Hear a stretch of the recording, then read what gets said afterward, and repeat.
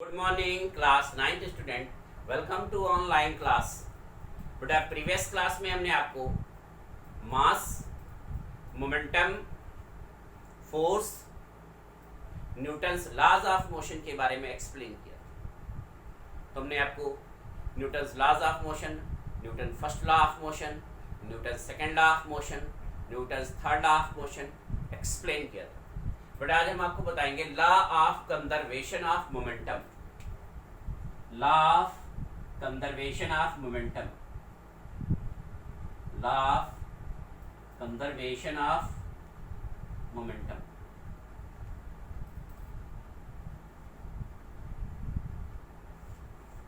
According to the law of conservation of momentum, if no external force applied on the body, if net external force applied on the body is zero, किसी body पर कोई external force applied ना हो तो उस body का momentum conserve होगा, यानी कि इनिशियल मोमेंटम फाइनल मोमेंटम के equal. If there is no external force applied on the body then change of momentum is zero and initial momentum is equal to the final momentum, यानी कि body का जो momentum होगा वो conserve होगा अगर किसी बॉडी पर हम कोई एक्सटर्नल फोर्स अप्लाई ना करें। तो F इज इक्वल टू हमारा हो जाएगा delta P upon delta T, तो हमारा हो जाएगा zero is equal to delta P upon delta T, then delta P upon delta T is equal to zero, then delta P is equal to zero, then हमारा change in momentum यानी P2 minus P1 is equal to zero, then P2 is equal to P1, यानी कि हमारा हो जाएगा M1 V1 is equal to M2 V2।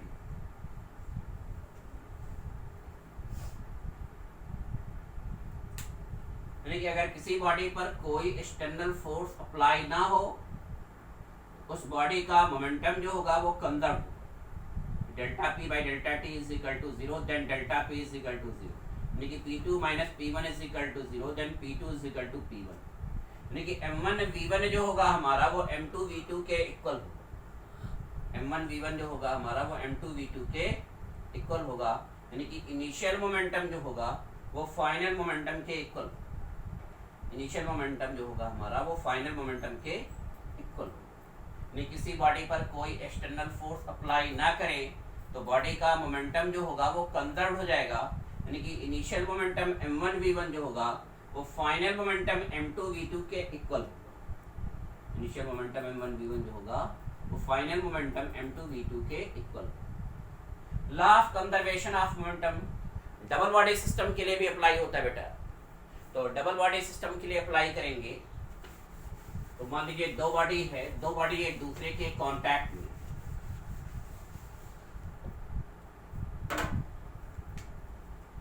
Conservation of momentum between two body, conservation of momentum between two bodies,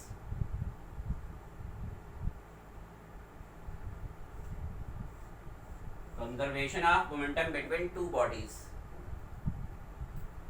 between two bodies के लिए मान लीजिए दो बॉडी है, एक दूसरे के ऊपर मोमेंटम लग रहा है, बॉडी है ये बॉडी बी है, तो ये इस पर फोर्स F12 लगा रहा है और ये इसके ऊपर फोर्स F21 लगा रहा है माइनस। तो पहली बॉडी दूसरी बॉडी पे जो फोर्स लगा रहा है वो F12 है और F12 आपका माइनस F21 के इक्वल हो।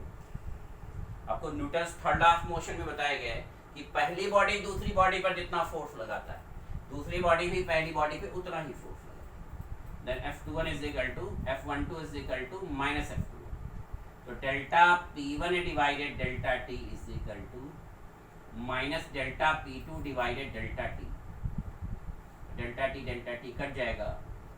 Change in momentum, initial change in momentum यानी M1 V1 minus M1 U1 और यह आ जाएगा minus M2 V2 minus M2 U, तो M1 V1 minus M1 U1 is equal to minus M2 V2 plus M2 U। अब बेटा ये हमारा इधर आ जाएगा माइनस M1 U1 और ये M2 V2 इधर आ जाएगा, तो हमारा हो जाएगा m1v1 plus m2v2 is equal to m2u2 plus m1u1, यानी कि momentum before collision m1u1 plus m2u2 is equal to m1v1 plus m2u2।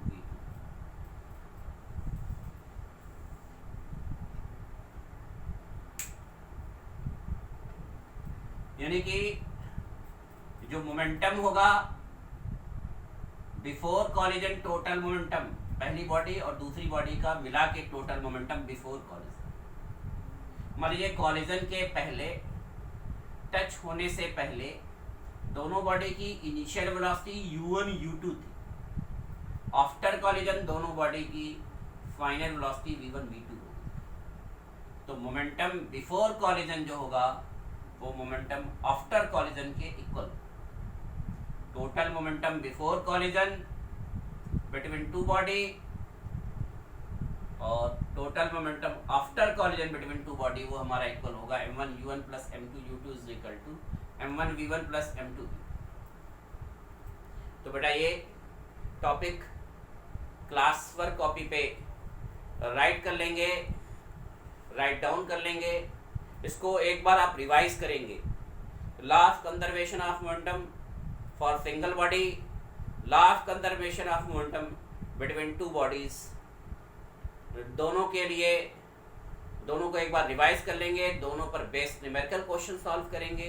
इसमें अगर कोई डाउट होगा तो क्वेश्चन क्यूरी करेंगे। Thank you.